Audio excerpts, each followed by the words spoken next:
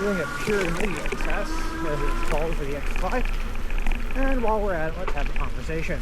It's actually not too bad with the front view. How do I say this? Well, I just kind of look the band-aid out. Alright. So for those of you who are questioning your faith, or questioning things like God and religion, and who are more seriously questioning why so many other people are doing so, to me as a lifelong believer, though imperfect, I understand that for the first time in forever,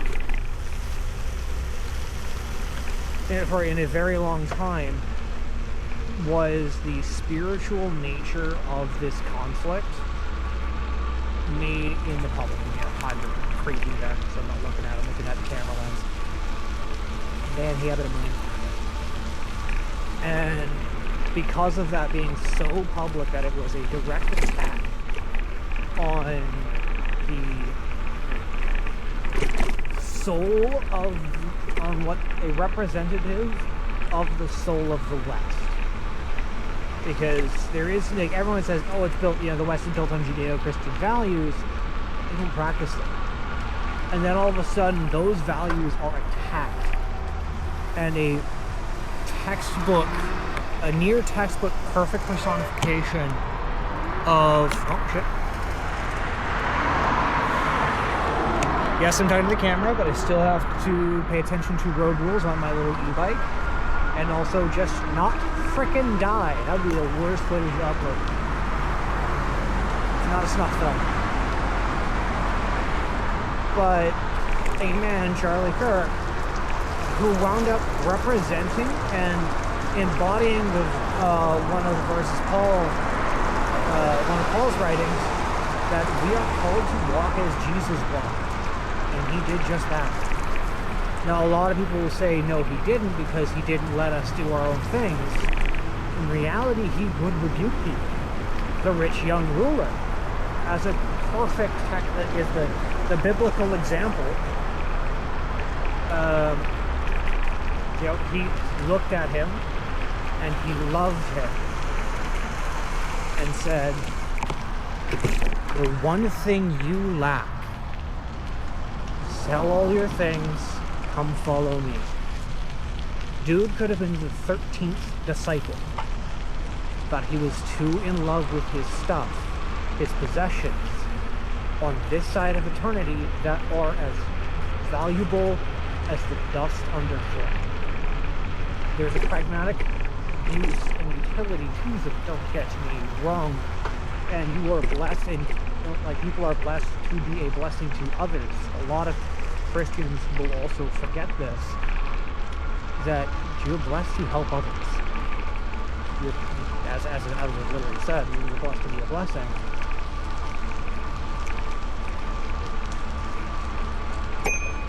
Up ahead. Whoop. Actually, there we go.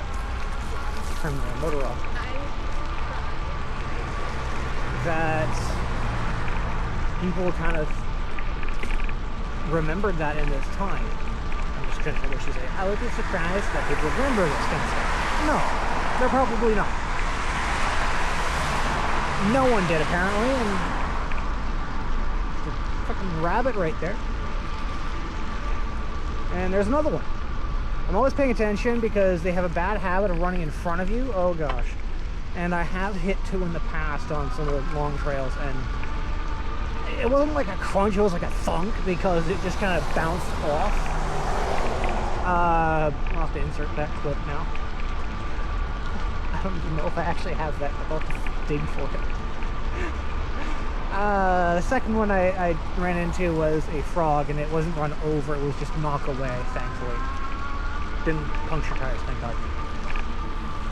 And the animals weren't dead, but very, very, very surprised. Because you never want to hit an animal. It's just one of those things.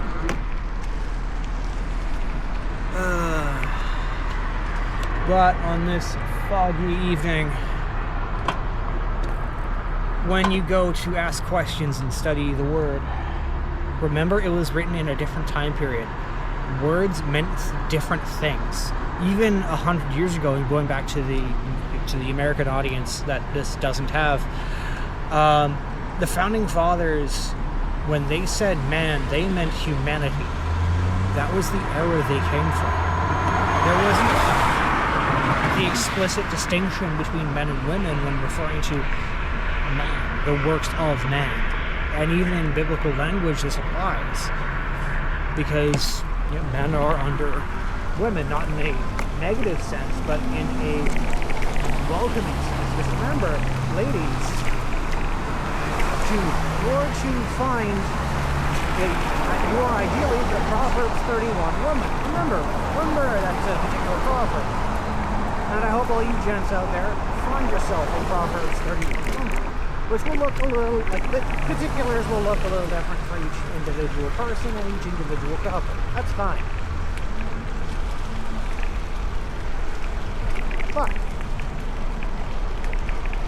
at the same time, fundamentally, the attack on the soul of the nation, on God, or rather, because you can't kill God, contrary to what anime will tell you, you can't kill God.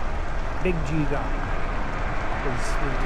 The more you study in theology, the more you'll realize that there's like little G gods, like money being someone's God, which Tectone, calling you out by name, that one is going to be your hardest struggle. Is being, I guess you were homeless and you got through by your own merit, but being in a position where it's like, you know what, no, it is worthless, where you're willing to lay that at the cross. That's going to be a hard fight for you. If you choose to pursue this seriously, then that is something you're going to have to get over. And a part of that is recognizing being rich is not an argument. And being otherwise earthly successful in an earthly capacity, at no point was it a substantive argument. Because if it was, look at Bill Gates and the shitty things he's doing. Or insert rich person being an asshole here. It's never been an argument in terms of this context.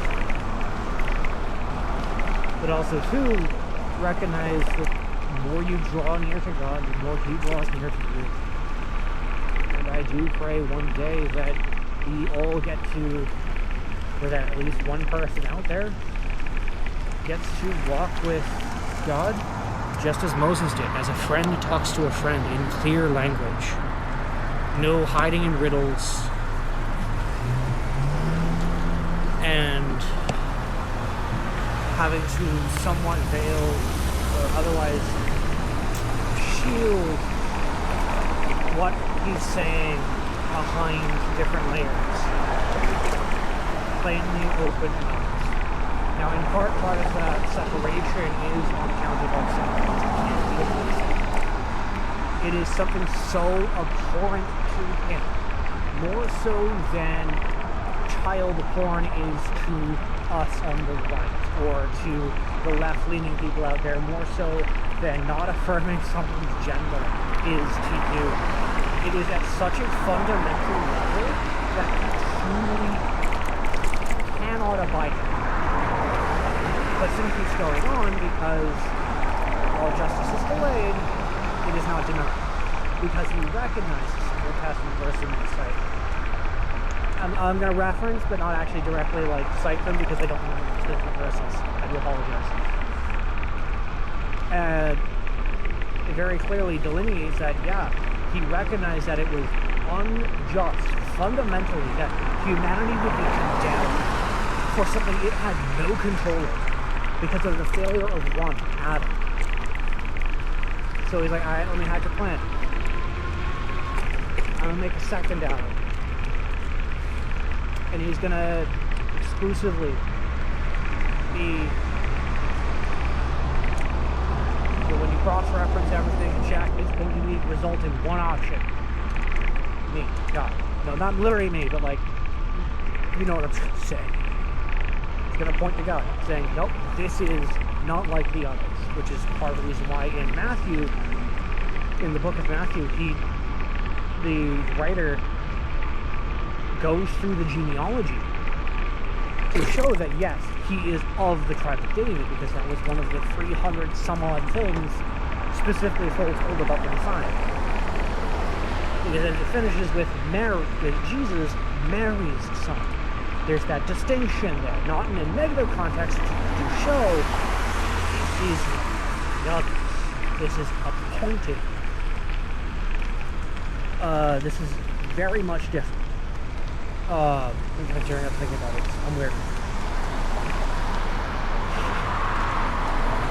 Because while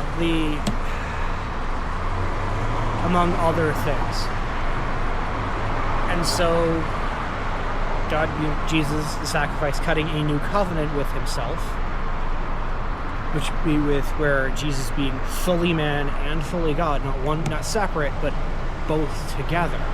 Because God is one being of three parts, because we're trying to condense an infinite being, and the best we got is, we got three parts to the guy. We got the Father, got the Son, and got the Holy Spirit, which was sent after Jesus' death, which even Jesus directly asserts. And when you go into the translation, the way he talks about it is very much coming with equal authority, which also means to be of true equal authority. It also means he is God, another component of God, whose two jobs, I'm kind of going a little off track, is to remind the believer that they are saved. And to you who do not believe, remind you who you are saved. To call you back. Because humanity goes back to the Garden of Eden. Garden, the particular words there, as they translate, garden being like a hedge, so like a hedge, like, a hedge maze kind of thing. And Eden, pleasure. Garden of Eden, the hedge of his pleasure. We were supposed to enjoy it to the full, eat of the fruit of the tree of life, being the pipe representing Jesus, and his unending mercy, which also gets later referenced in the Ark of the Covenant with the mercy seat covering the Ark of the Covenant. Let that person go past it and try to figure out, how do I cross this street? Apparently I cross it over here. I'm not okay. And oh man, the cross-referencing the Bible is wild and wildly consistent as well. It's like they say, the inconsistency of the Bible. No, when you put it back into what it means, at no point does it conflict with itself. I will die on that hill, don't care. So, humanity was meant to enjoy life on this side of Earth, and in fact a more accurate translation of what humanity is, and also to really emphasize gravity. Okay, shit, I should not have done this part. Yellow lights. To put even further emphasis on how God looks at humanity and the weight and love he has. Going back to humanity's creation, he spoke the world into existence in 7 days. Sorry, in 6 days. Just spoke it into being, and it was good. And then, when it comes to humanity, he draws humanity in the dirt, kneels down and kisses it, to breathe his own life, distinct from all of the rest, into us. Science still doesn't have a definition of where life begins, and frankly, the abortion argument cannot even begin to start until that is defined explicitly. So until that point, we're tacitly innocent. It begins at conception and at no other point. And I will accept no other option until you can figure out. I'm touching a lot of things on it. Sorry, it's kind of rambly. And I will accept no other option until you can show me scientifically life does not begin at conception. So peer review process, all that fun stuff. And you are also actively seeking to disprove it, because the truth cannot be disproven. Which is, again, sorry, Tectone, you found out at 15, is the way the truth works. You cannot disprove it. And I know a lot of people are like, okay, cool, what are other deities in this whole, referred to me as Unitarianism, that like all deities are the same as Muhammad? No. Because the problem with that is they would conflict with itself. And with the different ideas and ideologies would so aggressively conflict with themselves. Why are you worshiping a deity that encourages infighting? There is no point in it. There is no unity in this. There is no love. There's no consistency. It means whatever. It just devalues what is present into the point of worthlessness. Which is why, again, when you study Christianity in particular, you find it winds up being insanely consistent with itself. Going back and translating it, or rather taking the various parts of it and putting it back into its appropriate historical context, which is the key thing here a lot of people don't do, or deliberately do wrong, is addressing that historical context. Like I mentioned covenants earlier. What the fuck is a covenant? Easy. It is an agreement going back in antiquity. So this is something that used to happen all of the time. It was fairly common. People would actually be hired on to ultimately, sometimes even outright signing covenants. In that instance, to find the person that they had signed said covenant. Think of like a contracted drug. You know that movie where the things in the closet and the toys would come to life? And there's like the Indian guy, cut the kid's finger after cutting his hand to sign like a blood brother kind of thing. Cool. The covenant is a lot more weighty than that. It is not just a simple thing. It is, I will fulfill my end of the agreement or die trying. Like, die trying, or my life is forfeit otherwise. So, going back to Abraham, just as an example of this, it was not on Abraham believing in God. Even demons, as later iterated, believe in God. I mean, they were literally in his physical presence, surrounded by him. They were in heaven, and they fell away by their own choice. There is no redemption for these individuals, for these beings. But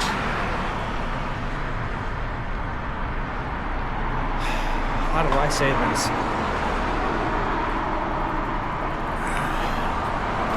When Abraham heard what God had said, what God said, hey, Abraham, I shall give you a child, like you shall have a child, and you shall be father to many nations. Your children number the stars in the heavens and the sands in the beaches.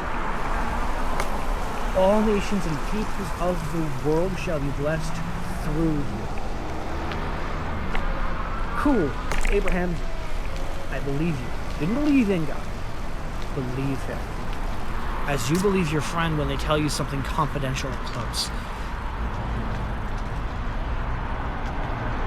That is the kind of belief that Abraham thought. Abraham become Abraham, father of the faith, as he is also. You just throw that title out there. He's referred to as father of the faith.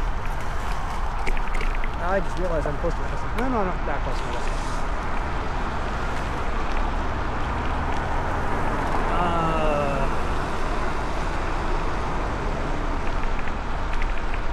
Would find out. Now, of course, there are some stories after that when Sarai tried to force the promise, but no. And also Abraham, God testing Abraham, do you value the promise over the promise keeper? Which is where the whole sacrificing Isaac came into play. But after Abraham, he was like, I believe you. Abraham believed God. Cool. It's like, all right, kill some animals. I think it was 10 animals. Small game. Kill 10 animals. draw their blood in a line. I will put you to sleep, and then when you wake up in the morning, you will see footprints in the sand. No, I have signed this covenant with you. That is the promise of protection on the Israeli people and all of Christianity. Because there's some later verses, the rough translation is that Christianity was grafted onto the vine. Because the Jews kept forgetting something. All of humanity is descended of God. It is from God. There is no being like us on this earth. Yet there are close. They're close, but they ain't the same. I just realized I'm in the wrong parking lot for what I'm after. Rip me. So, which is part of the reason why, like, oh, there's like humanity like closer to a banana genetically somehow. Like there's like that paper, whatever it is, that came out, where they can never get that missing link, and why it will always be a missing link, because it was never there. Humanity is distinct.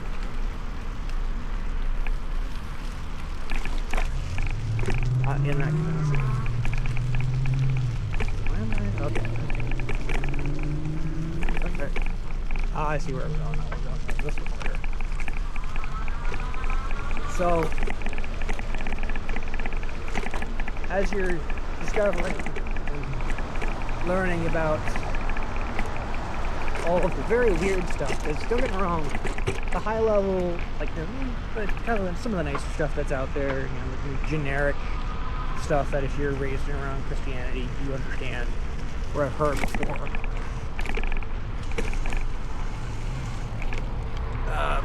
But it hits different when you start looking into some of the weird stuff and the nuance. That is something a lot of pastors out there fail to teach, intentionally and otherwise.